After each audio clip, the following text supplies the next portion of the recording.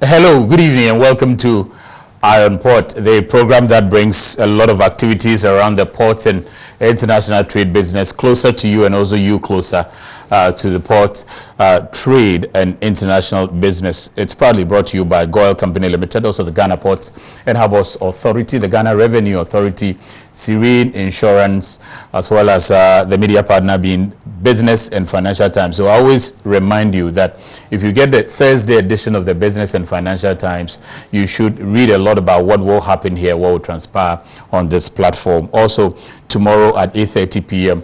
on GH1, the abridged version will be aired on there, and then on Wednesday at 8:30 p.m. the abridged version will be aired on Ghana Television. Ghana Web publicizes almost everything that transpires here as well, so you can go on Ghana Web all times and read a lot about the happenings within the port and maritime industry, as well as the international trading community. Today we're going to talk about the African Continental Free Trade Area. We're going to talk about trading in goods, and we're going to get understanding of what really the rules are. We hear a lot about having a preferential treatment for goods that are coming from party states. What is that? People don't get it. So rules of origin is being banded everywhere, but people are not understanding. The trading community, they are not understanding. GUTA issued a release not too long ago saying that they need a lot of education. The freight forwarding community says they need a lot of education. So today we're going to commence education in this direction, and we are starting with the role of customs in this particular African Continental Free Trade Area that we are all excited about, but we need to know what it is before we can be excited and take advantage of it. So if you know anybody who deals in trade, who is interested in trade on the continent and seeking to take advantage of the single market on the continent, kindly whisper and let them be alert, because the men are already seated. The president of GUTA is in the studio. Also, the customs top men are in the studio, and we're going to get understanding right when we return from the break. We'll let you know some few things happening around the port industry, and we'll commence discussion. Stay with us. Every now and again, GOIL makes good things happen. This time, GOIL has introduced Super XP Ron 95, a higher grade fuel loaded with additives and yet sold at the same price as normal fuel. GOIL Super XP Ron 95 enhances engine performance like never before. It maintains the engine by keeping it clean from carbon deposits. GOIL Super XP Ron 95 is designed to burn slowly and thus improves fuel economy, making you save money after several kilometers. GOIL Super XP Ron 95 gives you a smooth driving experience, that is, less vibrations. Fill up with GOIL Super XP Ron 95. Now there's no need to pay more for any higher grade fuel. GOIL has that sorted. GOIL, good energy. Electricity, then pay your taxes. Our taxes, our future. Because you see, without our taxes, we wouldn't have good roads, good schools, better hospitals, street lights, and other very important social amenities. When we pay our taxes, we give our children free and quality education. Talga, my money too small. Why should I pay my tax? Look, small. Salifo, it doesn't matter how small or big your business or income is, you still have to pay your taxes. The little taxes from each and every one of us, when put together, could give your community clean water, or that deprived school with tables and chairs. Please pay your taxes. It is your responsibility. It is your civic duty. It is the law. Oh, how are you? Hi Yvonne, a few words please. Everyone is talking about the fire at your production house last week. How are you holding up? Has production stalled? No, not at all. My crew and everyone on my set is perfectly fine because I insure with Serene Insurance. As a matter of fact, I've had all my equipment replaced, including the vehicles that were affected. My workers have been sorted out. Even my production downtime has been covered. So it's all good. I have a meeting to attend to, so I have to get going. Sorry about that. Which insurance company did you mention? Serene Insurance, the new face of insurance, a member of First Sky Group. coronavirus yare no yare a sign pa. So obi bi na se opowa gu so ana se obinti gu so a utumenya yare ni bi. Okadi ni bahani onaka oyehila ekoji. Ohe banye do. Oba wulo. Ogo bahunu. Oba chine. O jamba wohe. Oba na sen kaka. Mekme musunchon. Mekme nuni enihe. Chiton oboni nke jemo femo bash chon okadi neko. Coronavirus infection, the symptoms can range from mild, one of it being asymptomatic. Asymptomatic just means that you may not have any symptoms at all, and the disease process can gradually worsen to be a severe form, the severest being ultimately death. We are expected to sanitize our hands when our hands are not visibly soiled or you can't really see dirt on your hands. If you can see dirt on your hands, the best thing to do is to wash your hands with soap and the running water. If you're using any of the cloth face masks, always make sure you have a rubber bag ready to receive it when you remove it, or you have a bowl of warm soapy water in which you can place the mask and wash. Wash your mask, dry in the hot sun for at least 5 hours, and apply heat by way of ironing. Utiliser les ports de Tema et de Takoradi, c'est avoir un traitement rapide et sécurisé de vos marchandises diverses en conteneurs, en sac ou en vrac, ainsi que tous vos véhicules en transit. Le Ghana a construit un parking bien pavé pour tous les véhicules en transit. Une nouvelle gare frigorifique pour le stockage de la marchandise congelée en transit. Avec un nouveau centre de traitement de données construit et la mise en œuvre efficace d'un guichet unique national qui permet aux données d'être accessibles par tous les intervenants, le traitement des dossiers dans les ports du Ghana est maintenant efficace et plus efficient. Utiliser les ports du Ghana, c'est profiter des systèmes de portes électroniques et d'exploitation des terminaux ainsi que de la réservation des navires en ligne, entraînant ainsi un parc de camions fiables pour un acheminement de vos marchandises dans les brefs délais avec un suivi satellitaire jusqu'à nos frontières. Les femmes, à vous les honneurs. Les ports de Tema et de Takoradi célèbrent la femme. Que les bienfaits de cette célébration apportent plus de bénédictions. Okay, welcome back to the program. It's Eye on Port, and we're going to talk about understanding the protocols on trading goods from customs perspectives when it comes to the African Continental Free Trade Area. We will be getting understanding of the role of customs in all of this, because we are hearing that one of the key objectives of this is to eliminate progressively, though, some of the tariffs and some of the non-tariff barriers and all of that, to ensure that we have a very free area to do business among ourselves as a continent. We need to get understanding. If you are trading, you need to know what to do. And that's why the men are seated to help us do justice to this, get understanding. Those who have issues would also raise the issues, and then we get educated on this one. In the meantime, our proud sponsor, GOIL, did something wonderful. They posted some wonderful profit in the fiscal year 2019. This was revealed at the annual general meeting by the board chairman, Kwame Batel's Honorable. The Board of Directors and Management of Ghana's leading and largest oil marketing company, GOIL Company Limited, have announced a significant growth of the company's financial performance in the previous fiscal year of 2019 and have assured a formidable and sustainable growth in its future performance and outlook through its being listed for divestiture to the biggest oil marketing company in Ghana.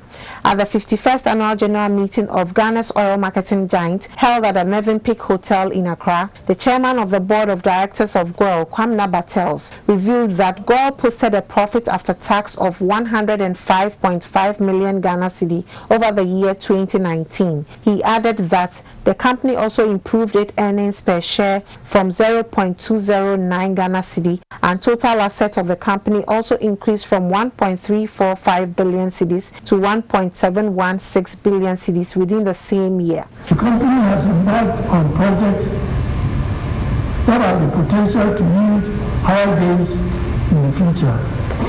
For this reason, the board has decided to retain a considerable amount of the earnings per share to help finance these projects. The 51st GOIL AGM was held virtually for the participation of most of the company's stakeholders, with the objective to receive and consider reports of the directors and the auditors, as well as the financial statements of the company for the fiscal year ended December 31st, 2019, to declare a dividend for the same period, in addition to many internal affairs of the company. According to the board chairman, due to certain economic challenges in the country, such as the banking crisis and global fluctuations in fuel prices, GOIL had experienced the biggest fall in share price since 2007. Fuel prices fluctuated more frequently than usual and ended up higher than what was registered at the beginning of the year. Unfortunately for the nation, the banking crisis culminated in the loss of confidence in long-term investment, resulting in downward trends in share prices, and GOIL was not spared. However, he said growth in sale volumes of fuel was higher than that of the industry and attributed it to the sale of non-traditional products such as mining diesel, bunkering and aviation fuel. Kwamna Bartels projected that the company will strengthen its pursuit of the sale of non-traditional products to compensate for the falling demand in Super XP and Diesel XP amid the challenges presented by the COVID-19 pandemic. He added that in 2021, the ongoing bitumen project would be operational among many other branch projects of the company. Work started on the construction of 2 cylinder refilling plants, and these have started in earnest, and the company hopes to complete them by the year 2021. Kwame Osei Prempe, the managing director of GOIL and group CEO, solicited renewed commitment from the shareholders of the company in order to enjoy the full benefits of the company's projects. If you don't have the money, we borrow from the banks at a cost, and that will build the profit in future. So if we are able to make a little bit sacrifice and invest to support the projects we are doing, we all can benefit. He also expressed continued dedication to coming to the aid of governments and its agencies as part of efforts to contribute significantly to national development. We as GOIL believe that we are serving this nation. GOIL is organized so that for us to be able to sleep, if the police and the military do not have the money, we need fuel to be able to move. So that you and I can sleep soundly, we cannot deny them. The company also announced a change in name from GOIL Company Limited to GOIL Company Limited PLC in compliance with the New Companies Act 2019, Act 992. So the state is building some 11 fishing ports and landing sites across the entire country, now along the coast in particular. So you have the western region, you have the central region, you have the Volta region, you have the greater Accra region as well. Some of the projects have begun, about 10 of them already began. One of them was commissioned by the president in the course of the week. The president also took advantage to inspect some of the other projects that have already commenced. So AXIM is the first one he visited. He came to ELMINA to commission the ELMINA fishing ports and landing site, and then he moved to MUMFORD to also inspect the project of works there. Let's listen to that and we'll be back. The President of the Republic, Nana Addo Dankwa AKUFO-ADDO, has inspected ongoing works at the site of the AXIM fishing port and landing site and the sea defense wall on Tuesday, 18th August 2020, which was the first day of his working visit to the western region. First inspecting work on the construction of the sea defense wall, which is being undertaken by Markham Plant High Limited. The project coordinator told President AKUFO-ADDO that the entire development is expected to be completed in 4 years. However, construction work is ahead of schedule as the sea defense wall is now 85% complete, with 4.2 kilometers of the 5-kilometer wall completed. The project coordinator assured that the project will be completed on schedule. Expressing satisfaction about the status of work on the project, the president commended MPH for the work done on the project. President AKUFO-ADDO subsequently inspected progress of work on the construction of the AXIM Fishing Port and Landing Sites project, which commenced on 22nd of August 2019. The project coordinator for China Harbour Engineering Company, the construction company undertaking the project, told the president that so far the project is progressing steadily. According to the project coordinator, construction of the revetment and breakwater is ongoing, entering its final stage and expected to be completed in September 2020. At the moment there is a geotechnical investigation which is completing, and then we can start the key wall and backfill against that. These are being manufactured in China? Here. They are being manufactured using a combination of Chinese engineers and local labour, with materials supplied locally. For the main breakwater works, the contractor has Chinese engineers, but all of the materials are procured in Ghana. He added that reclamation is 30% complete, with the fabrication of concrete blocks for the erection of the quay wall set to be completed in November, while the construction of the underwater quay wall is set to be completed in January 2021. That's good news. What are we looking at in terms of completion? The breakwater should be complete probably in November. The building works, which will be starting in September, are likely to be February, March next year. So in terms of what happens in November and December, there will be much more activity than you see at the moment. That's excellent.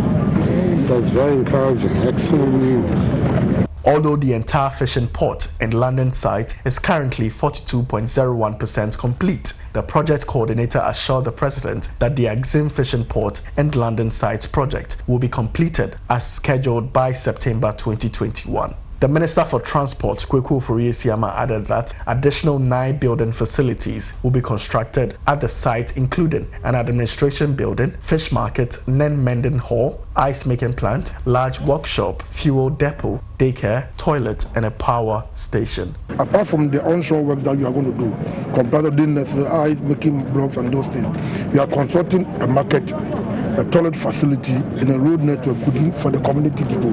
It is also starting within the community.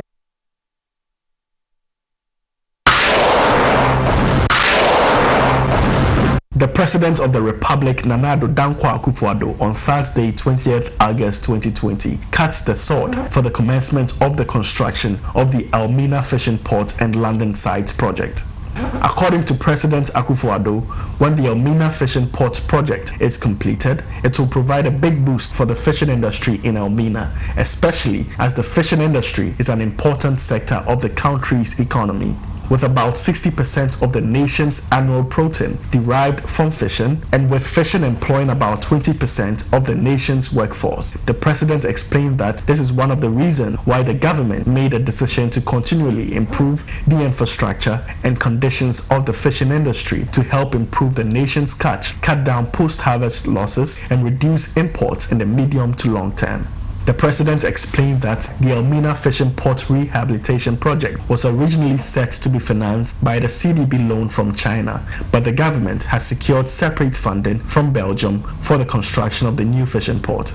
In all, the project will first see upgrading existing facilities such as the administration building, the slipways, workshop, and the maintenance dredging of the existing port.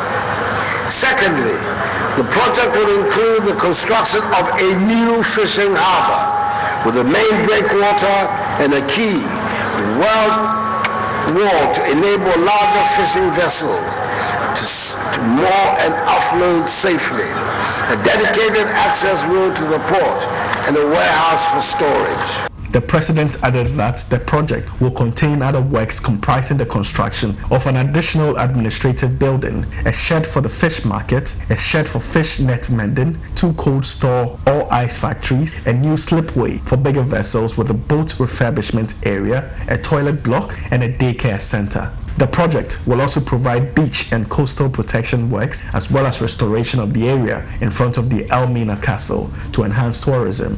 The president assured the gathering that government will continue to do more in terms of export of processed fish and fish-related products to rake extra revenue for the country, and will make deliberate efforts to make value addition a priority through policy interventions for companies. I urge the ministers of transport fisheries and works and housing, the contractors and consultants to work closely together to execute this project diligently and ensure it is completed on time and on budget.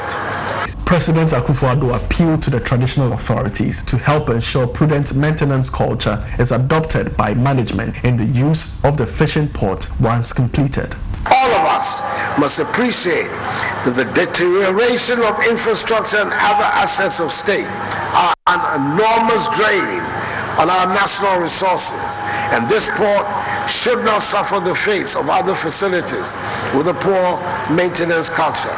The Minister of Transport, whose ministry is supervising the construction of the fishing ports and landing sites, expressed optimism that the project will improve the lots of the fishing industry, the people of Central Region, and Ghana as a whole. From AXIM, Discof, Moray, MUMFORD, Winneba, Senyabeku, Fete, Ukoteshi, Bohuadia, Nyankupon, Afana Nadusua, Oye for port infrastructure development in this country.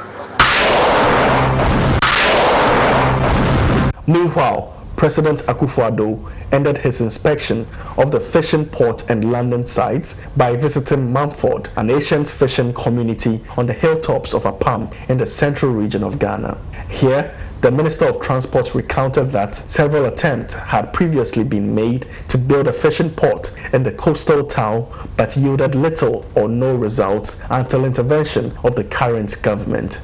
He said government will continue to improve the living standards of the people of MUMFORD following the construction of the fishing port and landing sites project. Apart from project, again, no Regional Minister, I didn't know. I'm not sure no more back on I'm not sure fish for million. I'm not roast and I'm not market. We go to a man, require no say, need to put me to that. The Muya project now, and also Obayama community. The President of the Republic assured the community of his government's support to growing the development base of the popular ancient coastal town of MUMFORD. 8 buildings are to be constructed in MUMFORD, including an administration building, fish market, net mending hall, ice making plant, fuel depot, daycare center, toilet, and power station. Work on all these buildings will start in October and will be completed in August next year. He assured the community of additional requests in the area of infrastructure. The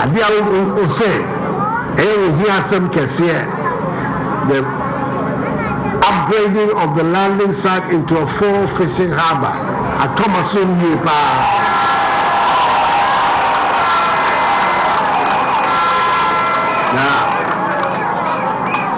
Bibia ebetumi aye ema de ohwe na bam no nne me katso wo MUMFORD has said ye beye ema wo so.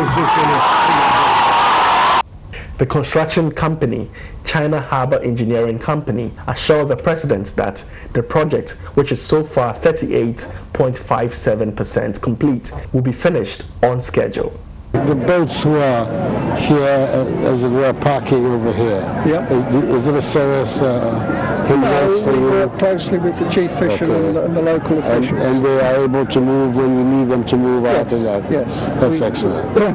We set out with a very cooperative attitude. That's very good. I'm very happy to work with the local people. At the end of the day, this is a fishing project for the benefit of the fishing community. It's excellent. The President assured the contractors of his outfit's support, including travel protocols, to ensure that all their staff who are required to be present for the efficient execution of the project is provided. In 2019, the President cut sword for the construction of 11 modern fishing ports and landing sites along some selected coastal areas of Ghana during his tour of the Western region at AXIM and Moray to represent the others in the other coastal areas. The beneficiary coastal towns are AXIM and Discove in the Western region, Mori, Mumford, Winneba, Senyabereku, Gomoa-Fete, and Elmina in the Central Region, Teshi and Jamestown in the Greater Accra Region, and Keta in the Volta Region. Already, work is progressing steadily at all the locations where construction has commenced, with the exception of Elmina, where the President has just cut sod for the project. The completion stages of the various fishing ports and landing sites are as follows: AXIM 42.01%, Discov 38.23%, Mori 37.52%, Mumford 38.57%, Winneba 8.88%, Senya 90.69%, Gomoa-Fete 69.82%, Teshi 38.32%, and Keta 5.25%. The Ghana Ports and Harbours Authority supervising the construction of all 11 fishing ports and landing site projects as the nation's agency responsible for building, managing, and operating all ports and port-related infrastructure in Ghana. My guest in the studio, Dr. Joseph Obin, the president of the Ghana Union of Traders Association, also Mr. Fetchin Akoto, the Chief Revenue Officer, 2IC, Customs Technical Services Bureau, the Customs Division of the Ghana Revenue Authority. Gentlemen, good to have you in the studio. Our topic and our business for tonight is understanding the protocol on trading goods in respect of the African Continental Free Trade Area. We are going to talk in particular from the customs perspective and every other thing when it comes to trading goods that we do not have clarity on. Doc, I have pulled you from Kumasi. Good to see you. Thank you, sir. Good. But in the course of the week, I read an article that was attributed to you raising some few issues, that you don't have some clarity on some of the issues when it comes to AFTA. What is it? Yeah, all that we're saying is that we are very grateful for this concept, and that we took the opportunity to thank the leaders who made it happen, at least in our generation, and we are very grateful. We have also said that any opportunity that the Continental Free Trade is going to bring to bear, we are prepared as the trading community in the country to take the full advantage. In the supply chain, we don't want to be at the receiving end, and that we should be also position ourselves to supply to the other countries. And we are even thinking about the barter system, where we can send goods and then take the proceeds also to bring goods and all that. But then we also through a caution that the Continental Free Trade, as we are thinking through, is not that easy, and it's not going to be easy as we are all. Why do you say so? Yeah, because it involves a lot of things, and that's why I was demanding that we do some education. Otherwise, our expectation, the expectation that we have is so huge, and if care is not taken, we cannot even take off before we start encountering problems. And so education is very important. We have to have adequate information. Africa, intra-African trade have been less than 15%. Yeah. It means that we know Asia more than Africa. Yeah. Because we trade more from there than in Asia and Europe and even Southern Americas and all that, more than what we do in Africa. So if you have to start doing business in Africa, then adequate information should be given to us. And you're saying that you don't have that adequate information? Yeah, that's why the Secretariat have been established, and that's how we have also our ministries and then the investment promotions and all that, export promotions, to deal with these things, to give us the information. Because not until that time that we have adequate information, what are we traveling to Cameroon to do? Unless we know that Cameroon produces maybe copper, for me to go and bring the copper to produce my cable or to even buy a finished product from there. So this information is very important for us. We will not wait for anybody to even bring us this information. We will search, even travel and comb, because of the advantages that this thing brings. If we are talking about tariff-free, then of course, instead of going to Asia, bring your goods, and then you still come and encounter problems with clearing and all that, then we are better served if we fund the same products from within the continent of Africa, especially from the member states, where we can better our lot from there. Yeah. Our manufacturers are also in talk with this, that if we are not coming to buy from them, how are they going to also get the advantage? We say, come, let's partner. And so most of us will see ourselves metamorphosing into manufacturing because our suppliers need us, and then they want to use us as a stepping distance to also gain the advantage of the continental free trade, which we know that is going to bring a lot of benefits to your people. The turnover being over 2.5 to 3 trillion is not a small money. Yeah. But then we said that this thing is not going to be possible unless we have taken note of certain things.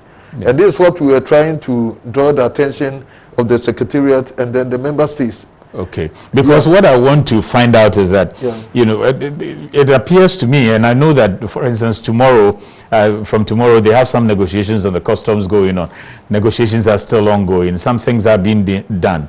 From your side, from your member associations, what have you also been doing, fishing out the information and trickling it down to your members down there? Yeah, that's what I've just told you. This thing has just been inaugurated.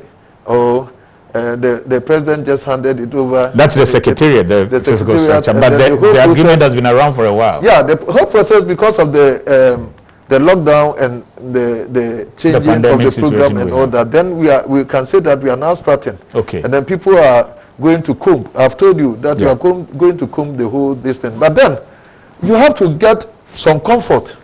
Yeah. Don't forget that we are still going to be in competition with the goods that we are going to import from the third-party countries. It's still going to be there. Yeah. There's no doubt about that.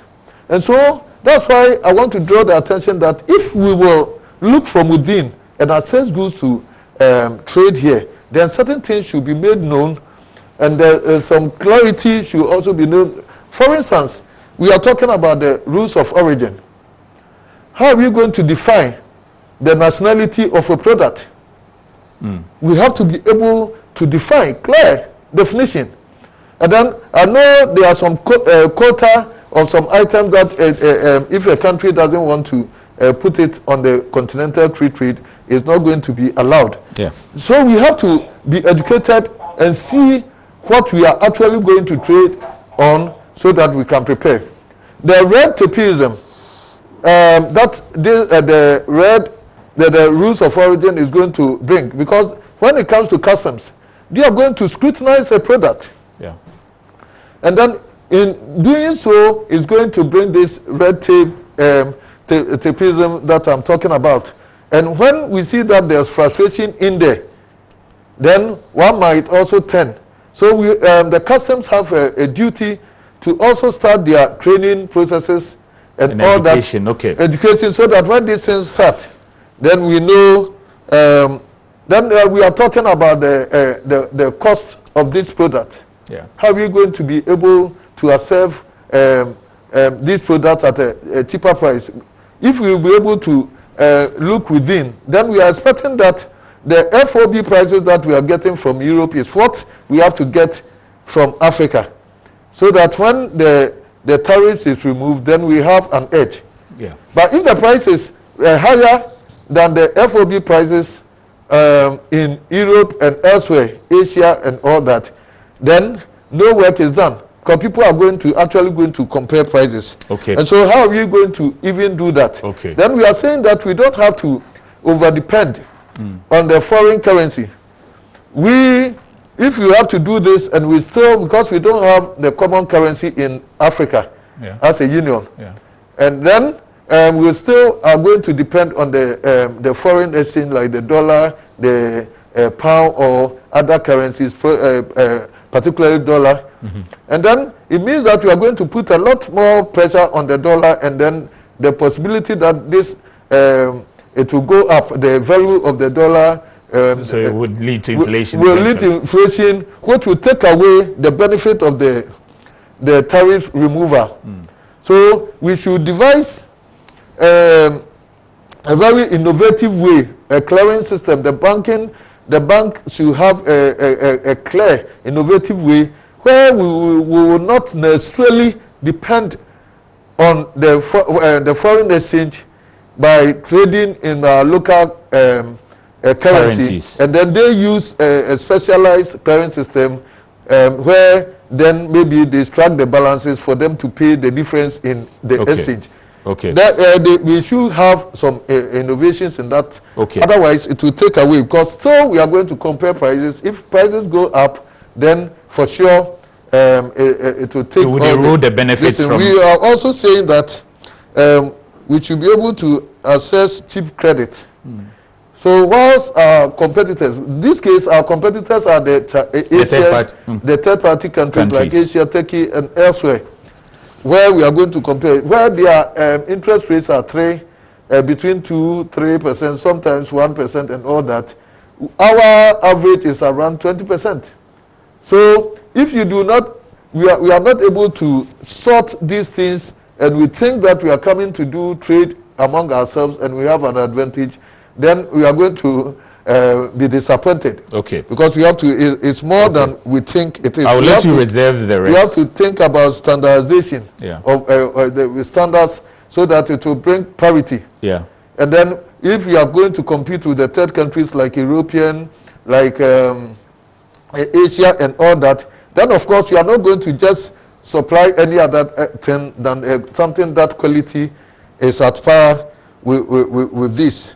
And then the last but important thing that that's why I said the education should even precede is the challenges that we got from the sub-regional bodies like ECOWAS, and then the sub-regional bodies in Eastern Africa and then the Southern Africa. All the challenges that we encountered in these areas should be evaluated and then addressed and fixed. Otherwise, if issues, common issues, you know, the bane of rule of origin is the bane with us, and then the foreigner, the ECOWAS citizens here. Even with among internal exactly states. Because if we do not tell ECOWAS, does not tell them that you have the right to do this trading freely without any hindrances, but you have to sell the goods and services that is produced in your home country. Otherwise, you don't have that liberty to import goods into the host country. Okay. Okay. So you've raised quite a number of issues, and I noticed that Fetching has taken quite a number of notices. Fetching, I'm going to come to you. The one thing I know is that though Doc mentioned the fact that there will be a lot of competitions with third-party states, for instance. There's also a lot of protection for party states, that party states are going to benefit from. Most favored nations treatment is also something that is being considered, and so there's a lot of protection. If you can highlight for us what is there within this AFTA when it comes to trading goods, what should people begin, what should we know? Then we'll trickle it down to customs. All right. Thank you very much. Thank you, Doc, for your exposition. And then thanks for the opportunity for the first time to talk about this after the customs perspective. I'm sure you would have heard a lot about the background to this agreement. So I wouldn't talk very much about the background to the agreement. But I just want to zero in to the trading goods protocol. Like I mentioned, the agreement establishing the whole AFTA has a number of components, and one of them is the trading goods. And under the trading goods, we have a number of annexes that experts have been looking at to make sure that the trading goods becomes very successful. Let me just mention them. The Annex 1 is the tariff liberalization schedule of commitments. This is where tariff offers are made And probably if you give me time, I will explain some of these things. And then the second one is the rules of origin, like Doc mentioned. Rules of origin is very, very, very important. That's what will drive any free trade agreement. That is the key and the major component of any free trade agreements. Then we have other issues like customs cooperation and mutual administrative assistance. You know, when you are trading among ourselves, as in the continent like this, there is need for customs administrations to cooperate among themselves to make the trade very seamless. Otherwise, we in Ghana will be doing something, and then Togo customs will also be doing something which will not make the trade to flow very easily. So there's an element of customs cooperation and mutual administrative agreements. Because we are separate countries, we don't just get up and we cannot instruct Togo customs to do what we want. So there's need to be some administrative arrangements between two administrations to be able to resolve issues. Then we have the trade facilitation, which is not different from the WTO trade facilitation. It's the benchmark on which that annex was developed. That's Annex 4. Then Doc mentioned about issues of hindrances to tariff. So out of that, we have developed what we call non-tariff barriers to trade. It's going to be very, very effective under the AFTA. What is that supposed to do? That is where we will have to make sure that all impediments to trade are removed. And there's, I think they have even... all tariff impediments. All impediments to trade besides tariffs. No, that's what we call non-tariff barriers. Non-tariff barriers, yes, but are removed. Okay, but I thought you referred to tariff. No, we have a tariff barriers as well. And then we have non-tariff barriers. Yeah. And there's even a site that has been launched where immediately you are facing some challenges at a frontier or in the airport or anywhere. You can just go onto the site and lodge a complaint. Every country is supposed to have a contact person who should be monitoring that site, and then immediately complaints are lodged. You quickly refer them to the appropriate sector for redress. So issues of non-tariff barriers are also captured. It's one of the annexes, Annex 5. Annex 6, we have the technical barriers to trade. Technical barriers, where technical issues which are impediments to trade are also handled. What are some of those? Those ones are handled by another group which is outside the customs domain. Okay. These are technical trade issues. Then we have sanitary and phytosanitary measures. Yeah. Doc mentioned standardization. So there's a group, technical working group, making sure that standards are developed for African countries so that this country will not say that my goods should have these standards, and another country will also say that my goods have these standards. Exactly. So there's a group working. We have reps from our standards authority who attend the meetings to talk about this issue. Then we have transit. You know, with after the issue of transit of goods among the African countries is very, very paramount. So we have developed a whole annex on transit of goods that prescribes how we should register vehicles, and then any activity related to transit will be registered. And like Doc mentioned, there's need for very serious education where all other security agencies will be aware that if these goods are after goods, they are supposed to go by these rules. And once you see the vehicle, you don't put impediments, barrier or whatever on their way. They should be able to move freely. Then for every free trade agreement, we have issues on trade remedies and safeguards. This is what takes care of when there are deflations, subsidies and other things, what you have to do to address all these issues. And these are 9 annexes that have been developed under trading goods. So you see that under trading goods we have a lot. Okay. And then out of these 9 trading goods, 6 of them concerns customs for implementation. So we have a lot of work to do. Okay, and they are which ones? Because I have some questions. And next one, which is the tariff liberalization, where tariff offers. I believe you know our tariff. If you give me time, we'll talk about those tariffs. Please do, because people want to understand when you say we intend to progressively eliminate tariffs, for instance. What does that mean? So the agreement has set it that when we start trading, ECOWAS, Ghana, because we are part of ECOWAS and we are using the common external tariff, what we are going to offer is our common external tariff. The same as what we were using? That's what we are using currently. Okay. That is the tariff we are offering. Going to apply, the CET, the current CET. That is what we're going to offer to Africa to trade with. Okay. And then what happens is the agreement says is that at the beginning, we should offer 90% of our total tariff lines. I see. For trading.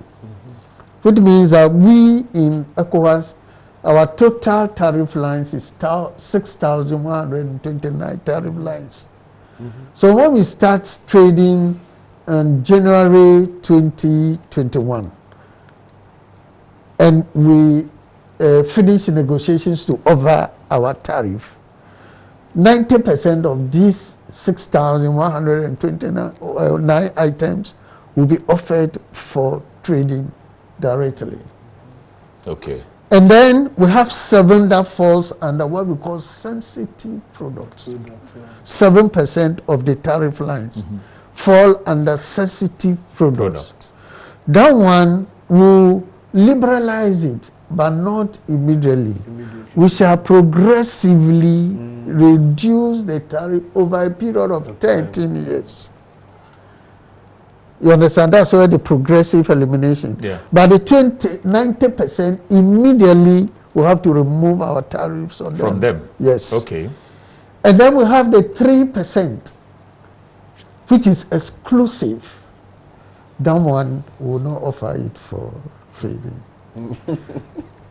Is reserved for it. So, Doc. So only 3%. Yes. That is the one you will not offer. No, it will not be offered. Okay, but for 90%, you are going to remove the tariffs immediately. Immediately. So from assume that we start from January 1st. Yes. We are going to see these 90% of these products tariff off. I see. Okay. That's what we offer from ECOWAS. And then 7% over a 13-year period. Okay. In fact, this, we have in ECOWAS, we have developing countries like Ghana, and then least developed countries. There's a stagger. The least developed countries will have a longer period to liberalize than the. But because we are ECOWAS, and we are using the same tariff, probably we'll do it over the same period of time. Okay. So that's about the tariff offer. Do you have the list of the products that are under 90% and 3%? No, we don't have. You don't have it yet. We are still negotiating. But I thought we were using this under the ECOWAS, the sub-regional one. No, the ECOWAS is complete, total 100% offer. And as of now, we still haven't been able to segregate them. No, we have had meetings to arrive at our tariff offers. Okay. You see, and the negotiations are such that the kind of negotiations we are doing is by consensus. Everybody should agree. Okay. Once a country raises an observation or a protest, then there's no consensus. We have to go further to talk until you arrive at a consensus before that thing is agreed on. There are some reservations on the list of items that we have submitted that ECOWAS has looked at. So there's even a subgroup headed by Ghana to bring about finality to the offer from ECOWAS. Okay. That's why we have not made any offer. So as of now, if you ask me, the items under 90%, that's category A. B, which is sensitive, and C, exclusive. I can't tell you because we haven't finalized that. I think that's understandable. There are things which are very critical to us, which we may not liberalize. So I want to bring this to the attention of the So tariffs is sorted out. Yes. If you come to Customs Corporation. Issues of Customs Corporation, you see, there's need during negotiations, party states or member states have been given some time to make sure that they align their national laws with the AFTA agreement, so that whatever any country will have to encounter any contrary provisions against their national laws, then you bring them into alignment. You see, this kind of Customs Corporation of Mutual Administrative Assistance will have to go through a process for us to go through. Okay. So I'm sure our administrations and our mother ministries will take measures that wherever we don't have provisions to go into such agreement, I don't think my administration have any problem with that, because already we have quite a number of memorandum of understanding of cooperation among with our neighboring states. So we may not have a problem to that. Okay. But we don't know about other countries. So the cooperation agreement has been put there to take care of any lapses. Will the cooperation involve information sharing, for instance? Information sharing, exactly. Exchange of data, intelligence, and other things to make sure that trade flows seamlessly within Africa. Would you say that at the moment we have that sorted out, exchange of data, information sharing? Because time and again, I think that I've seen that missing link where, for instance, the Francophone countries have expressed concern of, sharing, if you take, say, Niger, Mali, or Burkina, customs sharing information with Ghana customs, for instance, or Abidjan customs. You see, the issue we have with that is our systems. I believe Doug knows that most of these French-speaking countries use what we call AXIM, or so a different system. Systems. You see, that's why our mother agency, World Customs Organization, has a project, a model project called WCO Data Model Project, where they subscribe standardized data elements for use by customs administrations, so that it will be easy for them to exchange information if the data format and everything is the same. Then you can easily exchange information. So, and this is supposed to guide every nation that is developing a customs system to use for customs processes. It should conform to the data model. But at the moment, we don't have that conformity among the member. If you take, for instance, let's do just a West African one. So ECOWAS member countries, for instance. Do you have some uniformity when it comes to data sharing? I don't think we have that. That's why we have a committee in place to look at, there's an IT committee in place supposed to look at exchange of information and other things at ECOWAS to make sure that we are able to be on the same platform and exchange information. And also, let me just chip in that there's even another project at ECOWAS taking care of our transit issues. So we have, we call it SIGMAT, supposed to take come into force to take care of our transit issues among the ECOWAS member states. Yeah, because, if we are to start from January, and we are going to see a lot of transit business per whatever we are trying to achieve, it means that we are going to be overwhelmed by a lot of data. And if customs are not talking to themselves within the region, even within ECOWAS, if we are not sorted, we now have to deal with ECAS, we have to deal with SADC, we have to deal with EEC. All of them, how do we connect if ECOWAS alone is not even sorted out? No, some. Customs, that's our business. That's the work we do. We always have, dealing with goods. Goods. And then we have ways of what? even contacting ourselves. Okay. I can give you an example. In the ETLS, the ECOWAS Trade Liberalization Scheme. Yeah. There was a time I was in the office and I got a call from a colleague from Nigerian Customs, and I wanted to know whether we have a factory that manufactures glass in Ghana. The glasses that we use for our doors and windows and things in Ghana. And in fact, I was a bit taken aback, and I couldn't give an instant answer. So I needed to make consultations with our trade people and other colleagues who have the data on our manufacturing concerns. And I don't think we have any glass. And why was he asking me that? Goods had come from Ghana into Nigeria claiming Ghanaian nationality. I see. You understand? So they wanted to make sure that so I offered our help to my Nigerian counterpart. So also our colleagues in Benin, they call, and we have a platform, an ECOWAS platform, that we exchange information on some of these things. And then we follow up, look for the information, and share with this is the way we do our things for now, until we formalize processes and projects. We always have a way to conduct our business. The reason that one is very key is that a lot of the countries are worried about rules of origin. So Nigeria, for instance, that's their key. And Doc also raised that. So the key thing with the rules of origin is that the party state would benefit from some preferential treatment and so on. Yes. But if we don't have a strong database that allows us to know that indeed this good is coming from a party state and not a third party state, yes, how are we able to ensure that people don't take advantage and also be able to eliminate the fears of countries who don't want their system to be flooded by goods coming from third party states?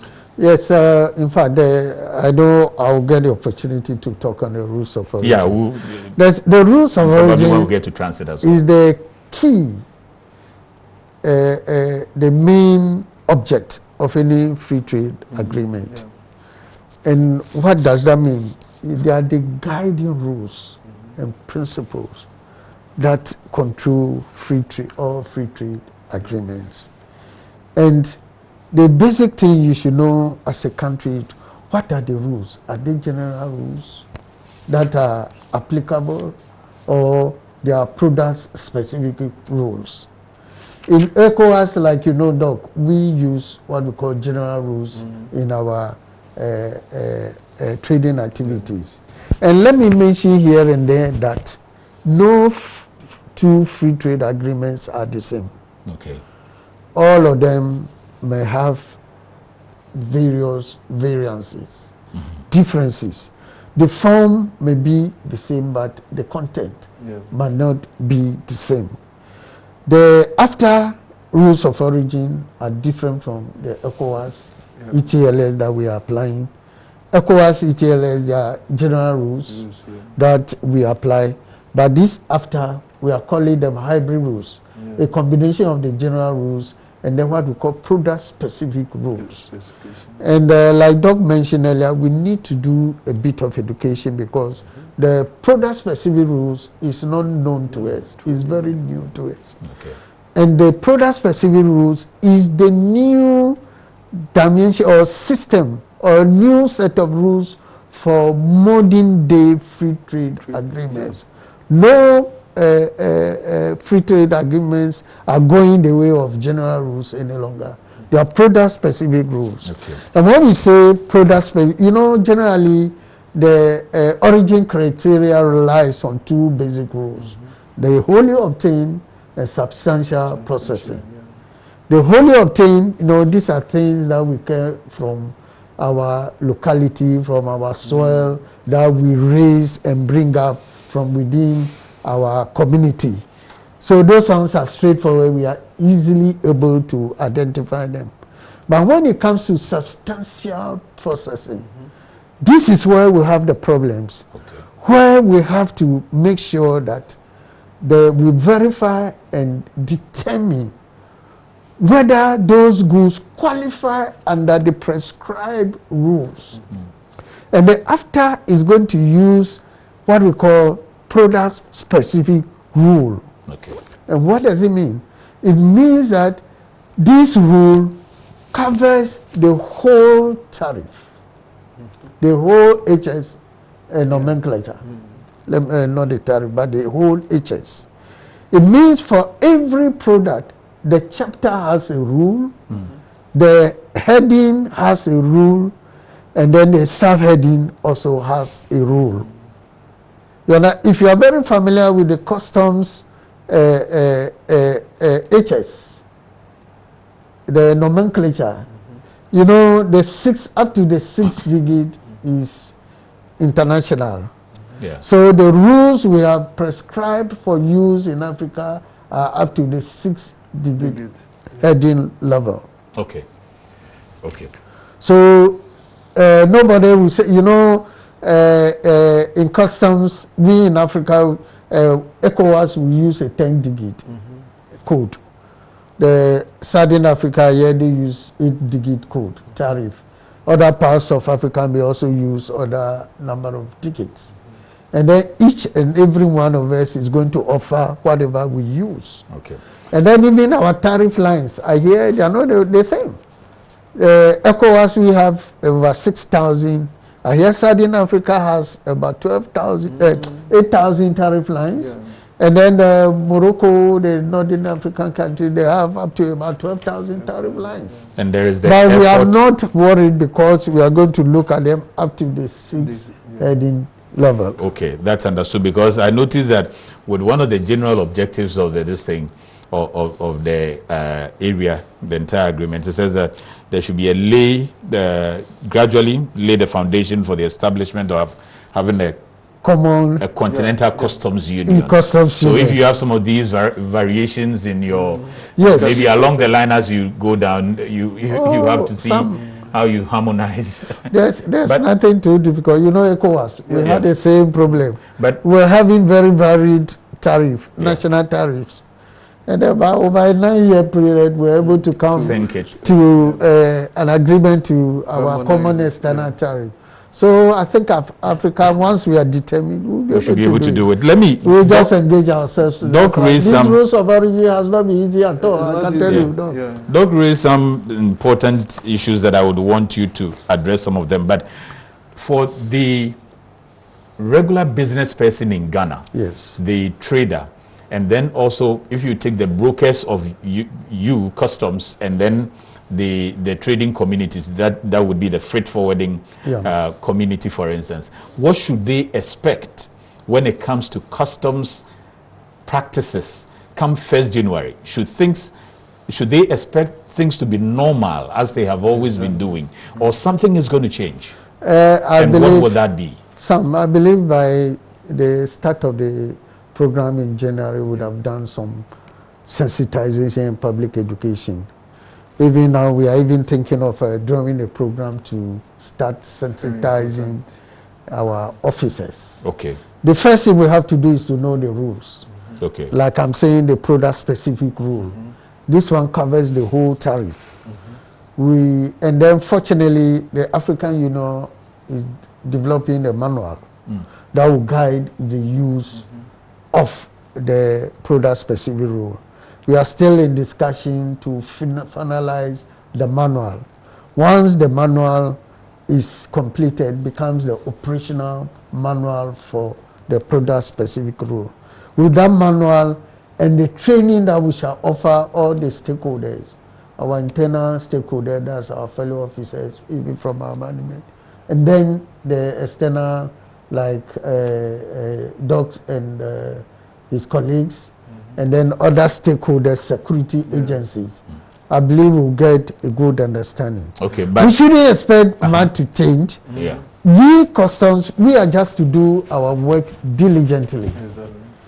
When the goods come in, we find out whether the goods qualify under what rule. Okay. Basically, when you go to the product-specific rule, we have basic wholly obtained rule there. If you are bringing food items grown in Kenya, Kenya flowers, nurtured and grown in Kenya, then I should know that these are some of the skills that we have as customs that people don't know. I should be able to know and determine the nature of flowers coming from Kenya, as against flowers coming from, say, Netherlands. And that would be based on what? I mean, it's not scientific? the skills you would have learned and know certain features about the product. Because that's key. I think is one of the areas Dr. raised. He says the definition of goods that qualify under some of these rules of origin will be very key. So where we are going to find out, where was this flower grown? Was it grown and nurtured in Kenya, or it was grown and nurtured in Netherlands and flown to Kenya, back to Kenya and then coming back to Ghana? Yes. There should be something to tell us. There will definitely be a lead for us to know where that flower is coming from. And then in addition to that, that's what I'm saying, as customs, we have to know the features of Kenya flowers and the features of flowers from the Netherlands. When you go fishing, you get some species of fish from our waters. We know those that are from our waters and those are from outside our waters. The features and their looks are different. There is something on import duties that, the liberalization of trade part. It says state parties shall progressively eliminate import duties or charges having equivalent effect on goods originating from the territory of any other state party in accordance with their schedules of tariff concessions contained in Annex 1 of the protocol. What would that be? That's what, charges of duties? That's what I mentioned, the 90%, the category A. Okay, that will fall under the tariff elimination. Okay. List of goods. Okay. The category A, dog. It means that if this pen is under our category A, if dog is bringing this pen from South Africa and is proving that it falls within qualifies under the rule, as we have it in the product specific rule, it means dog would not pay any import duties on this pen coming from South Africa. I see. Wines is VB wines is bringing wines from South Africa. The rule says that the grapes from which the wine has been manufactured should be originating. We have to know whether that wine, the grapes, was grown in South Africa. This will be difficult. No, you see, the problem is every country is going to work. Yeah. In Ghana, like we do for the ETLS goods, we have the rules of origin agreement makes room for what we call competent national authority. And in Ghana, we have a national accreditation committee.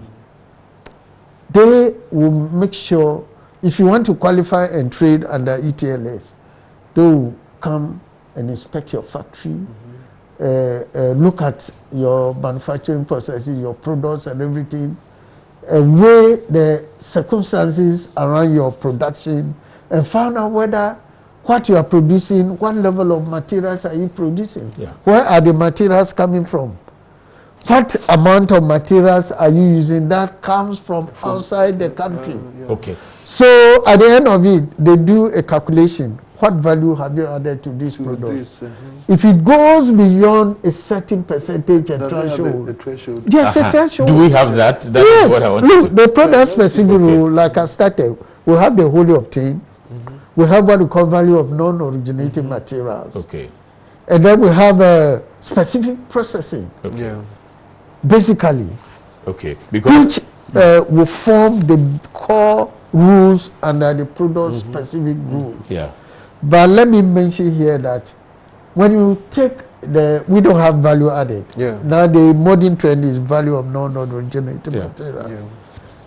We haven't agreed on the threshold for most of the products. Okay. You know, in Africa, we have countries that are being developed. The middle giants are there, and then the very small ones. Yeah. You see, that's what makes negotiations very interesting. You have to look at your national interest. You look at your regional interest. And then now you are looking at the interest of the whole continent. So every country is pulling and pushing to make sure that you fall within. So we haven't been able to agree on setting thresholds yet. But we arrive at them before we start. Before January. That's my thing. We have 5 months. See, no, the good thing about it is if we are not able, and it goes through the structure, and we are not able to agree, our presidents will give you the rules to apply. I see. The political decision will be taken to make it possible. Where do you place free zone enclaves, for instance? So they have 30%. They have products made here with materials and everything. 30% left here, a maximum 30%. So 70% probably taken to Switzerland and shipped back inside here. What, can that person, for instance, enjoy the duty free? Let me say that because the raw materials are coming from here, or maybe coming from a party state, but then the product itself has gone to a third party state and now back into a party state. Sam, this is a very interesting area. The free zone issue is one of the issues that we've been dragging over in all our meetings. We've had 14 technical working group meetings. Wow. 14. And the free zone area is one very interesting area we haven't concluded. Our ministers, African AMOT, we call it African Ministers of Trade, have agreed that we should trade, the free zone companies will trade in AFTA. But we have to come up with a modality for which they can qualify to trade in AFTA. We are yet to bring out those modalities. So until we come out with the modalities, that's the technical working group on rules of origin, comes out with the modalities, I don't think they will, for now, trade. Okay. Because this is very interesting. You know, in our ECOWAS rules, we don't allow them to trade because, you know, they don't pay duties and taxes. But in other parts of Africa, they don't have those restrictions. So they say they should trade. Okay. But these are people who have an advantage because they don't pay duties and taxes to their host countries. So it becomes unfair for them to come into the African market.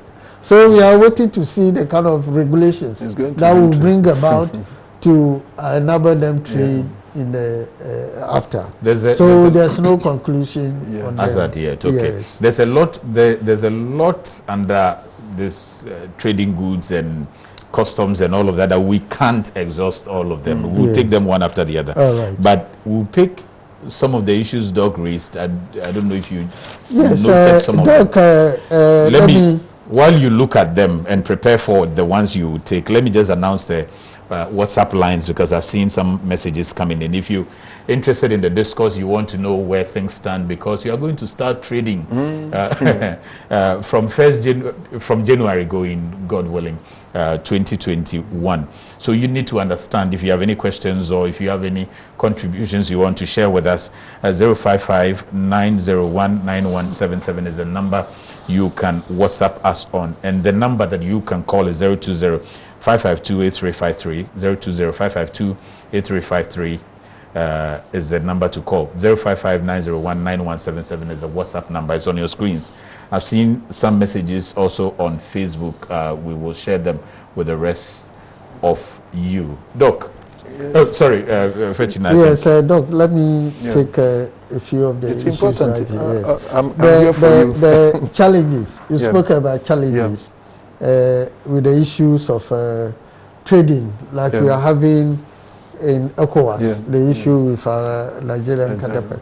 Unfortunately, the Ghana, the ECOWAS rules of origin didn't make room for conflicts resolution. When you have when you have a problem where you have to lodge your complaint, and then the issue is looked at. Exactly. And what we call conflict resolution. Yeah, exactly. But the AFTA has a taken very care. serious conflict resolution issues. That's good. So if there's an unfair practice taking place, you quickly launch a complaint, and then the matter is sent to arbitration, and then judgment will be passed on it. Yeah. So, Doc, there's no fear in that respect at all. And then the standardization. Yeah. Our colleagues from the standard board, they are part of our meetings. Okay. They are working at standardizing products. They come out with one standard. I'm not part of the meeting, so I can't speak to you, but I know they meet over it to standardize the products for our manufacturers and all. Okay. And then the payments. In fact, in our meetings, there's been a number of presentations made from AFCFTA Bank, giving us the assurance that they are developing a special payment system. Which, and you don't need to change money to pay for the goods. You can pay from your local currency with very minimum charges. Just takes care of these things. Okay. I think the continent is so poised to make a difference to take care of some of our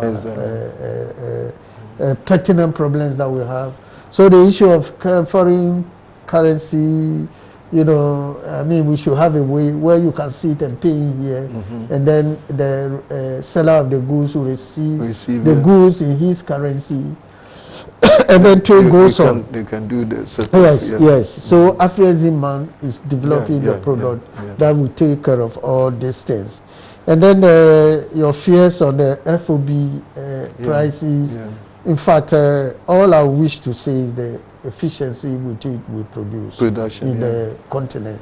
That is what we have to look at. Exactly. Once we are very efficient, then I don't think we will have a problem with the FOBs being higher than the cost of capital also. Yes, that's why we have to look at some of our petty things in our continent.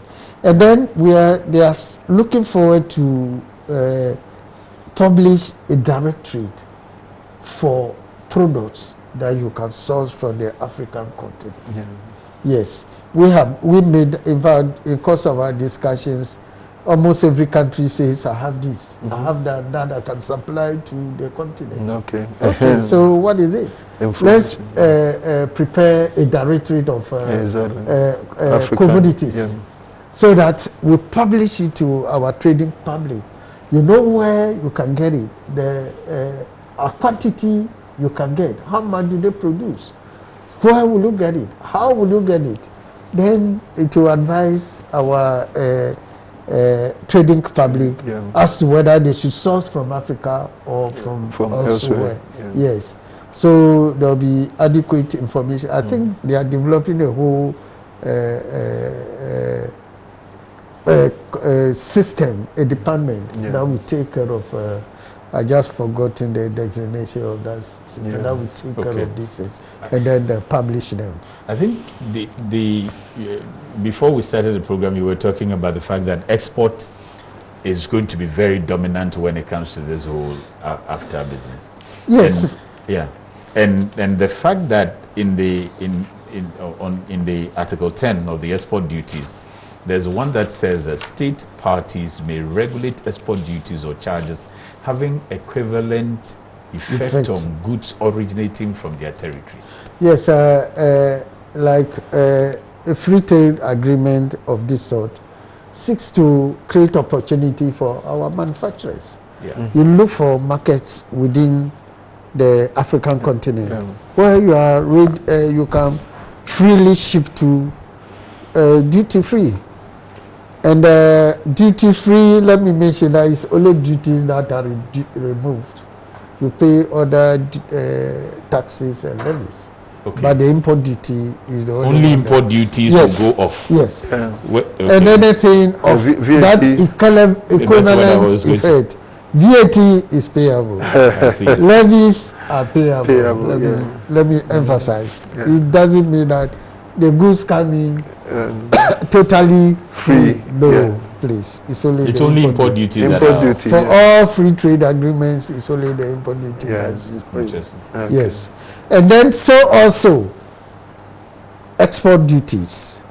If for any reason any country charges export duties on goods, it means that you have to remove them. Take export duties off. Okay. Fortunately, in Ghana, we don't impose export duties as such.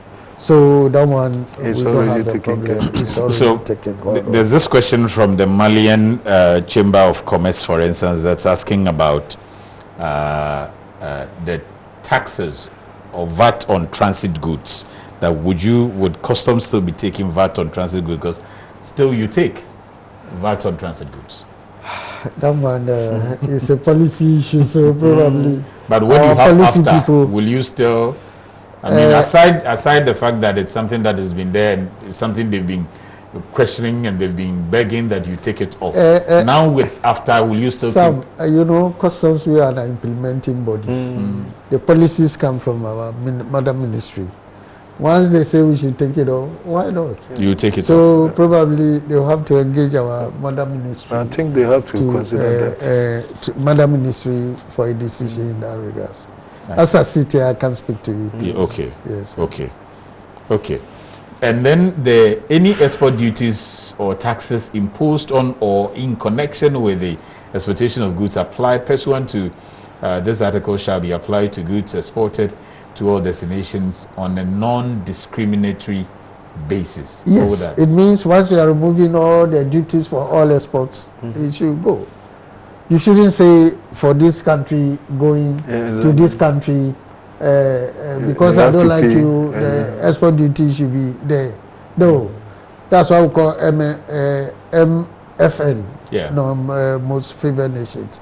It should be the same for all countries. We don't discriminate. Okay. Yes. A state party that introduces export duties or taxes on or in connection with the exportation of goods in accordance with paragraph 2 of this article shall notify the Secretariat 90 days from the introduction of the said import duties. Yes, if for any reason you want to impose export duties on any particular goods, you have to dialogue with the Secretariat and then they will look at the reasoning whether it's good enough for you to do, and then if you're able to defend it, why not? But otherwise, you shouldn't do that. Look, are your people? Do you still have more issues from your people? Mr. Koto he's doing justice to all of them. So you are getting the understanding. I guess he's a lecturer. But you make me understand everything. Understand them, but again, my questions have been answered. Yes. Again, my issue would be that beyond doctor, what has been done to take this information down there, Mr. Akuto?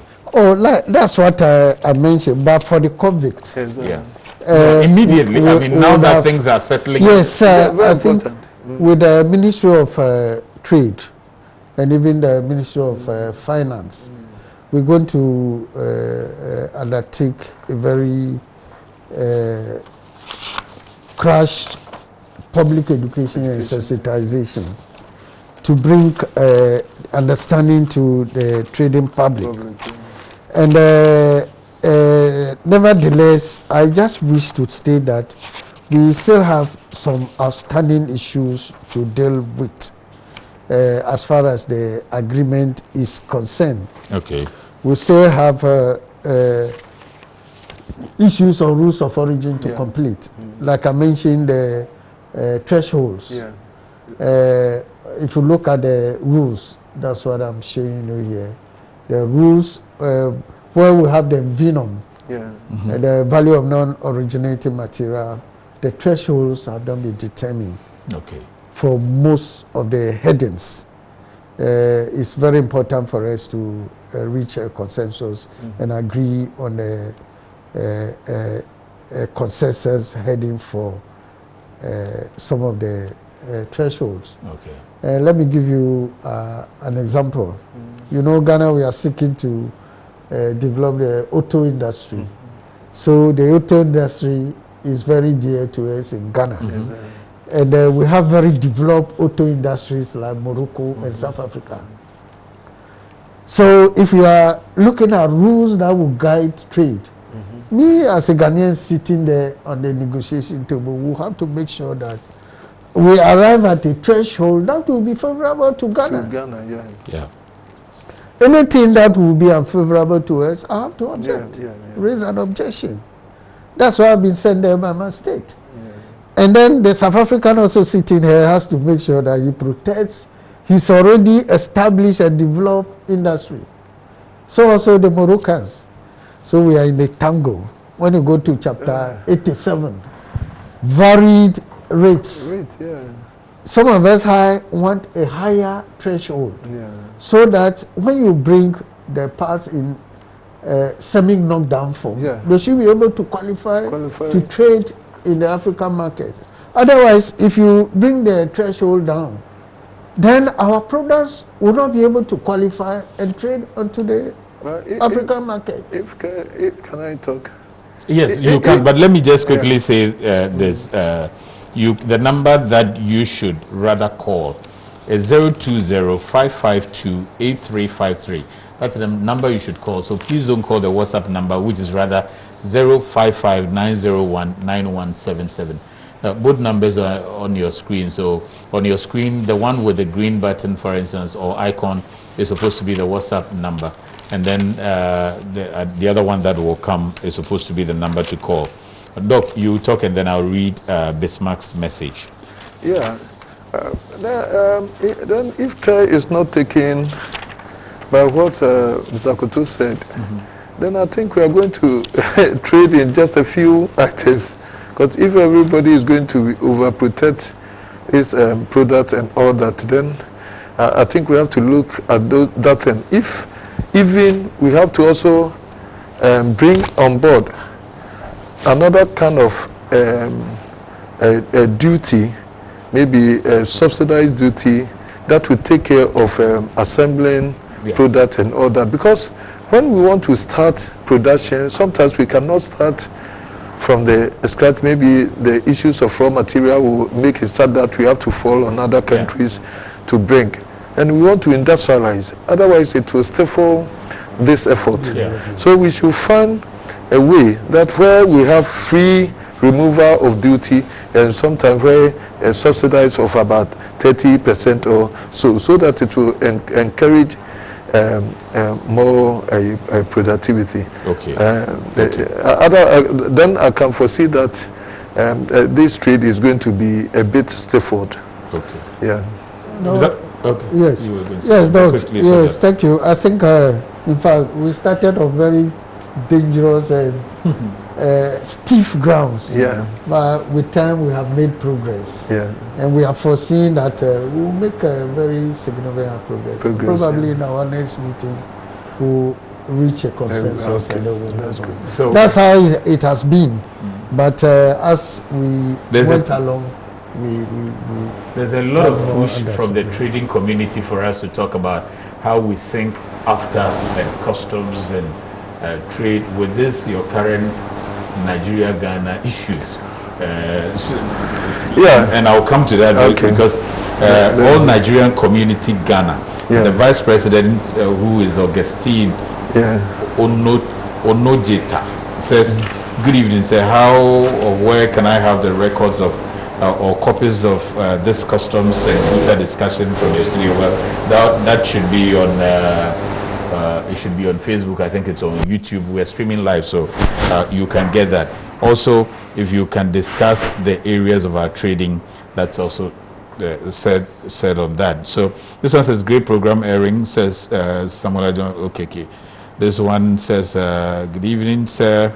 I read this quickly. Let me just bring this one in, and then Mr. Koto has done justice to the topic, and I feel proud of him as a retired officer who was a teacher in the academy. This is Peter Alu. I don't know if you know him. Okay.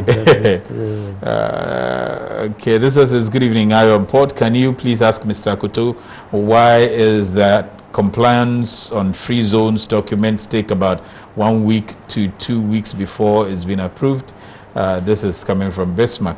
He says his currently something is pending at risk level. Okay, that one probably not directly, but if you have answer, we can pick that up. It goes on, and we have some few calls. But Mr. Akoto, maybe Peter. With all the talk about having a single market for the entire continent, some don't understand why you're still asking the Nigerians, to move out and do this and all of that. What's happening down there? Okay. Because we are urging, or we are moving towards having a single market. Yeah. What's your beef? Thank you very much. It is very important for people to understand the issues at stake. Mm-hmm. That's why in our press release we emphasized on education. Because if you do not do intensive education for people to know the do's and don'ts, the rules of engagement and all that, then what is playing now will also play at the larger continental free trade. Mm-hmm. And if you recall, the cardinal principle of the continental free trade is the rules of origin. Yeah. And I think everybody should understand. Because when we say trading does not mean relocating to another person's country on block as a country. That's not what trading means. Trading means somebody in Egypt having gotten his product, bring it to Ghana, sell it, go and come another time or that time. If even he found it necessary to stay, the fundamental principle is that he is bringing the produce of his country, home country, to come and sell.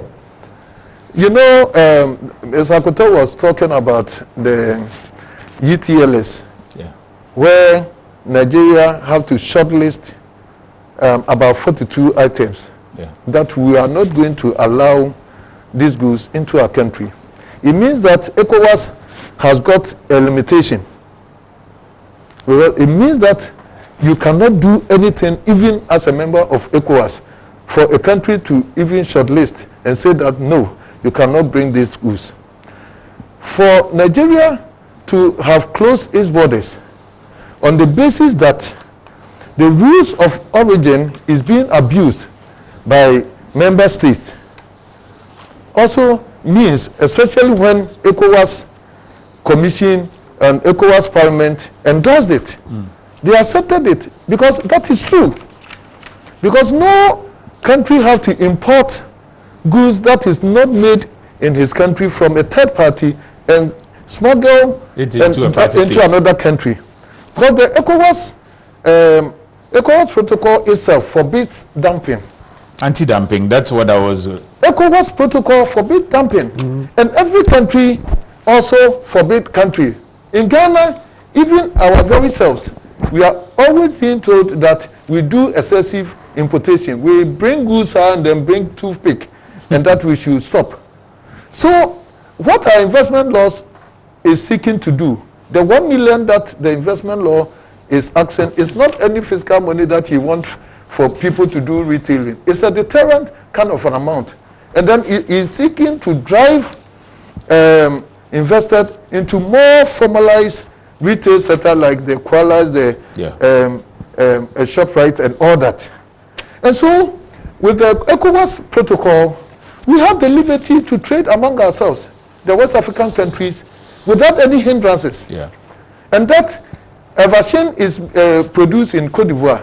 And that if somebody is in Cote d'Ivoire and then come into the market, within the market and rent a store, and then sell this version, the person overqualifies to be a trader. To do the trading. So if another person bring Dangote cement and then rent a store among ourselves, they can trade. The person overqualified to do the trading. Okay. But the law is saying that if you go beyond the ECOWAS, the confines of the ECOWAS protocol, and then in Ghana you want to import from other third party states and all that, do this and that and that, And this is what... Is that what you are enforcing? Exactly. And so that's why I'm even not pleased with ECOWAS Commission. They are being disservice to the whole region. Because they should have educated. Upon what accounts did Nigeria say that we won't allow anybody to dump goods from third-party countries and all that to disturb local productivity of rice and other things. And then the shortlisted items that you can bring into a country. It means that ECOWAS have limitation. Yeah. It's not unlimited on anything. So you say that let's trade in goods and services that is produced in our countries. Yeah. Even that, Ghana also have the right to say even those goods that you are coming to trade, I can also shortlist some items. So Nigeria is not better or any better place than Ghana. It's not that they have to use their strength to bully any nation. It's not fair. And our brothers and sisters should understand. ECOWAS is not being fair. And we are sounding a caution that we learned that they are going to petition ECOWAS and all that. Any bias from ECOWAS will mean that we also propagate that we quit. Because protocols, any bias from them will mean that we are going to propagate that we quit, like the Brexit was done. You know, let me even ask. Let me finish. Okay. Let me tell you.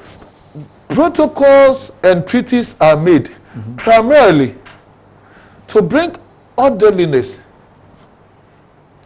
and to ensure that it's going to enhance on the civilians. Anything, if you go for treaty or anything, that is not going to enhance on the ability or the welfare of your citizens, then it's useless. Yeah. And that's why Nigeria is trying to seek. They use security to protect its boundaries. They use dumping to protect its territory.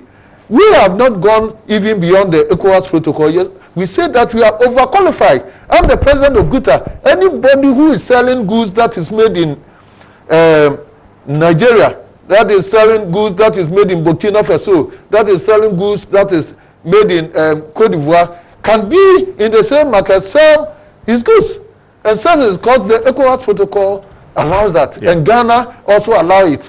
But if you are going to make Ghana a dumping place, ECOWAS protocol itself forbid dumping. And we are not going to allow that. Let me ask you something on this before I move to the anti-dumping bit to Mr. Akoto. How are you able to determine that the products that are being sold by these individuals from other nationals are not produced from state parties, but are produced from third-party states? If somebody How are you able to tell? If somebody is selling mobile phones at Circle, where we know that a mobile phone, the Apple, Samsung, and all that, we know that it is not made in Nigeria. Okay. When somebody is selling spare parts and all that, there's hand clothing that they are selling. And there's some from South Africa? Come there some? No, even in South Africa, you are not allowed. If I buy goods from South Africa and transship it to Nigeria, they won't allow me.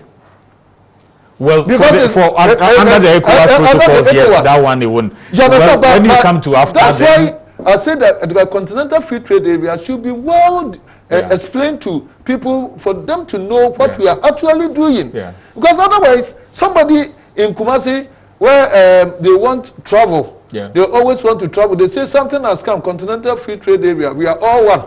And so I want to go and stay in Morocco. Mauritius. Or I want to go and stay in Tunisia or some sort. And trade there. But that's not the issue.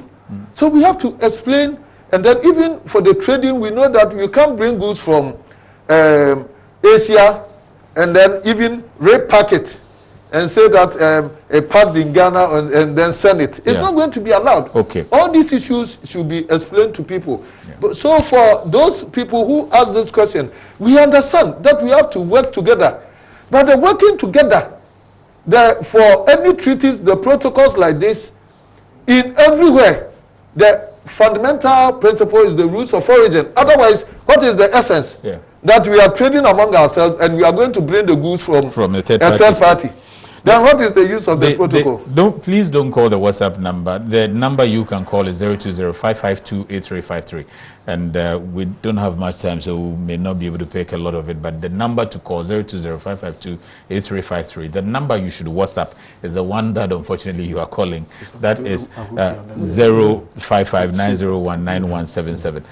Mr. Akoto, the trade remedies under Article 17, for instance, talks about anti-dumping and countervailing measures. It says, subject to the provisions of this protocol, nothing in this protocol shall prevent state parties from applying anti-dumping and countervailing measures. What is going on between the Ghanaian traders and the other nationals? Is this something we are to expect when we start trading from January? And what can be done to curtail it? Yeah, thank you, Sam. And the issue between our Ghanaian and the Nigerian trading public, I think is more out of the domain of customs. It is within your domain. Let me bring it there so that you will see, because he talks about they being able to detect products that are not coming from state parties and products that are coming from third parties. I say this because if you should be able to help us know that products are not coming from third parties. It's not from a member state, and it means it doesn't qualify. Even if it's coming from the member states, it would have gone through the processes to establish the origin of that product. Okay. It's not all products that are from the member states that qualify under the free trade rules. Okay. I can give you an example. We were doing a public education at Tudu Lorry Station. And one of the traders got up and raised an issue that he goes to buy Milo and other products, milk, from Nestle in Tema. And they carry them, they are taking them to Nigeria, and they get to the borders and they say they should pay duties on them. Why should they pay duties on them, since we are saying that we are doing free trade among ourselves? You see? They don't understand. Yes. And then the issue is the free trade is based on rules. Yeah. Yeah. You should understand the rules, and you should know how you can qualify under the rules. The lady who asked this question, you see, Nestle Ghana would have been registered with our National Accreditation Committee and also Ghana Chamber of Commerce. Yeah. They may qualify. But if you don't go through the process to buy the goods, you will not enjoy the benefits of the free trade agreement. Yeah. You should have your certificate of origin and other documents issued by Ghana Chamber of Commerce to cover the consignment. You have your receipts. Let me interject and break the chain of your thoughts a little and pick Ima from Tema quickly. All right. Hello, Ima. Hello. Hello. Yes, good evening, Sam. Good evening. Is it Ima? Or Ima? Yes, this is Ohima from Tema. Ohima, okay, good. Yes. My question, I don't know whether it will qualify under this topic of goods, trading goods. Okay. But I want to find out, already, based on what the custom house agents are complaining that even though the job is supposed to be just for Ghanaians, we have foreigners in our trade, in our business. So here is the case with after we have free market, a single market, and all. Does it mean that right now, every foreigner, let's say from other African country, can also have license to operate as custom housing? As a broker, okay. That's number one. And then number two, of course, Mr. Akoto said, it seems that of the 9 protocols, it says about 6 of them depend on customs. And from after, we are going to benefit more when we are export-led. So I want to find out, currently there are a lot of non-tariff costs and a lot of frustration. Like somebody mentioned, like 3 zones, if you are doing it, compliance takes a week and more. And we shouldn't forget that with after, other people can, other countries can source from resources from other African countries, not as though, for example, maybe sourcing goods from Ghana because of the non-tariff costs are going to make them expensive. Then other people are going to talk from that other African countries. So we have to look at that. Yeah. But there's a lot of frustration going through customs, clearing things at the port right now. Excellent. Excellent. Right, thank you. Thank you. Would you take that? And then Mr. Joseph Agbaga, the former president of GIF, also sent this one. It says, Sammy, I think you may have misunderstood the question from the Malian Chamber of Commerce. What he was asking is VAT on service rendered. VAT on service rendered. This is misplaced point to collect VAT on services rendered on goods in transit.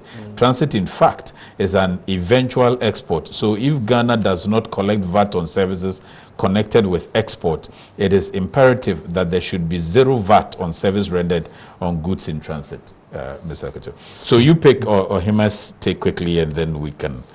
I think she first of all asked about foreigners doing brokerage job, freight forwarding business. You know, now with after literature of integration or regionalization gives us the various stages of integration. You know, free movement. Then you go to customs union. Then free market, and then economic unions, political something as the ultimate. I don't think that's what we are looking at now.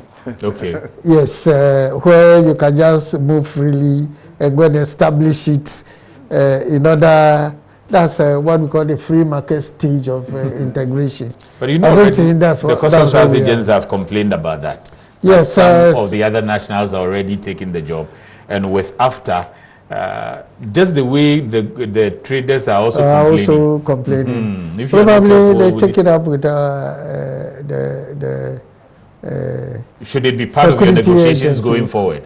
No, it's not part of our negotiations. Okay.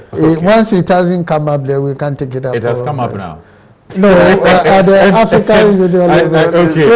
Probably when we get to that stage of negotiations. You are the technical man in Ghana here. Tomorrow you have the negotiation meetings and all of that. So maybe that's an area you can look at. And then next point. And then she talks of non-tariff ports, like the free zone thing that she spoke about. Yes, I've mentioned it that we are here to come out with the regulations that will guide the operations of the free zones as to how they qualify to enter, and make sure that they don't come in as an advantage over the others. It's, the free trade agreement is to create a free playing field, an equal playing field for all the players in the sector. Before I pick this call, as you talked about the free zones, can you respond to Bismarck's issue that talked about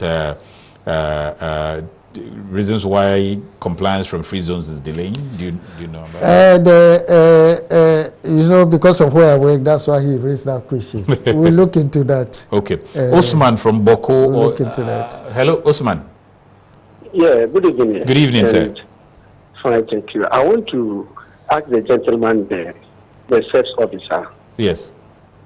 Yeah. I want to know about the state Eurovice NGC net as of now. Sorry? Because I want to know the state of Eurovice and the GC net as of now. No, Osman, we will have to skip that one because it's not subject of the day, in as much as it may be important to you. But okay, we'll have him touch on it, but as much as possible, we try to restrict ourselves to the topic of the day. If he wishes to respond to that, we may have to take that one. Mr. Akoto, you were talking also about the Guta issues. He doesn't want to go there. Yes, no, once you have the president here, you should take it. Okay. Now, I was making a point that, look, on that note, let me just cap it up. That I wish to bring to the attention of general public. That is a free trade. But it's governed by rules. We have to educate ourselves to know the rules. Let's get to know what we have to do to get the goods across our borders to enjoy duty-free access to markets, either to other countries or into our countries. It's not. It doesn't mean that once you go and buy the goods from any part of Africa, once it comes in with no documentation to prove it should qualify under the AFTA. No. They are guided by a set of rules and regulations. Let's get to know these rules and regulations and be guided by them and go through the procedures, and then we will enjoy everything. And you are going to make these rules available to them It because will be people should have access to it. everybody, like these are the rules. Because at the moment, a lot of people just like our tariff is a public document. This will also be a public document. How soon? Because Guta, if he had not, the president, if he had not been here, just this week, because he had raised issues. We haven't concluded everything. We have so we have to speed it up. Yes. I'm going to pick international pod news. When we come back, we'll summarize and we'll close. Thank you. The Master and Chief Officer of Wakasho, a grounded ball carrier that split in two off Mauritius and caused an ecological disaster, have been arrested by local authorities. Japanese shipping companies, Nagashiki Shipping and MOL, the ship's owner and charterer, confirmed on 18th August that the Mauritius police force arrested the two men on charges of jeopardizing the safety of navigation. Although the cause of the incident is still being investigated, unconfirmed reports emerged that the crew was celebrating a crew member's birthday and approached the Mauritius coastline as they were searching for a Wi-Fi signal. Wakasho ran aground on the coral reef off Point Destiny on 25th July with approximately 3,800 tons of very low sulfur fuel on board and 200 tons of diesel oil. At least 1,000 tons of fuel is believed to have leaked into the ocean. Bosch Rexroth and Barge Master have introduced a new autonomous landing system for motion compensated gangways. The system is set to automatically attach the landing to the required site without the need for manual input through a combination of radar technology, cameras and sensors. Once connected, the landing uses the usual motion compensation, which works alongside the vessel's dynamic positioning system to ensure a steady connection with the platform.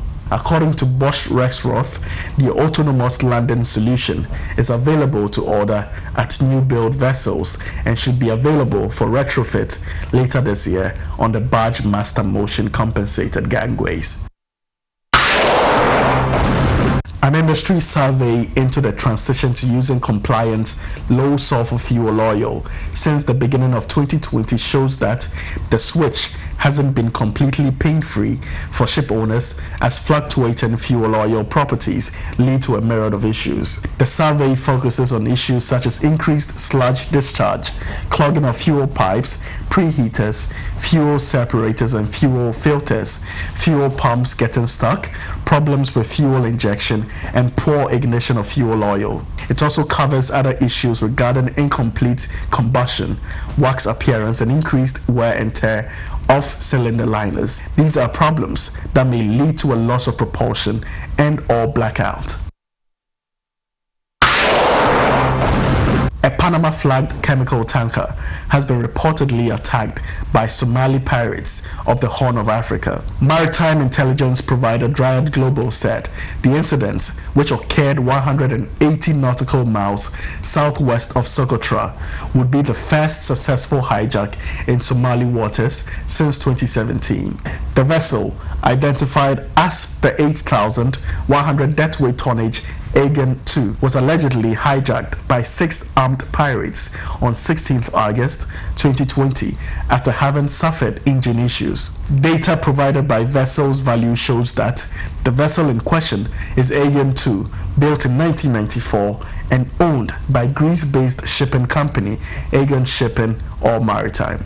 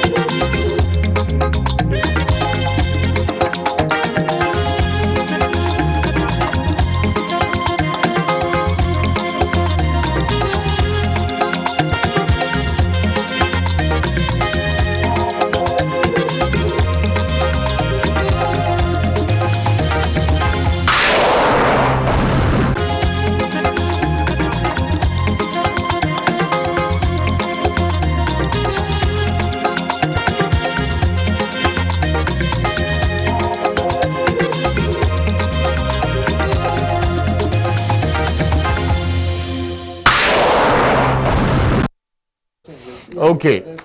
Okay. That's been Dr. Joseph Obeng.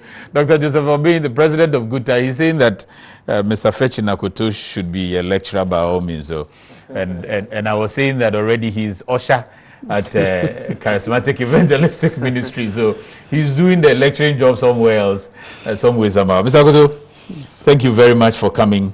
How's Reverend Steve Mensah, though? He's doing well. He's doing well. Me, well. I've been prodigal son for a while in Sam, so.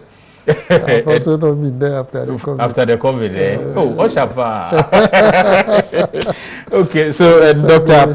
Joseph Obeng is the president of the Ghana Union of Traders Association. So we've been talking, understanding some of the protocols on trade in goods from the perspective of customs, and it's broader, so we are likely in the future to visit this particular subject again to get you understand before we hit the year or month in which we start trading as a continent and have a single market. Thanks for watching. Also, thanks a lot for supporting the program. The executive producers of the program, Mrs. Esther Jebidonko, Mrs. Esi Sudobeg, and all the technical producers who helped. Joe Apia, Joseph was behind the camera, Frank Gomelusio, Tobias, Alex, and William Abekukena, my man, Willie Abekukena. Thanks for supporting the program. See you same time next week.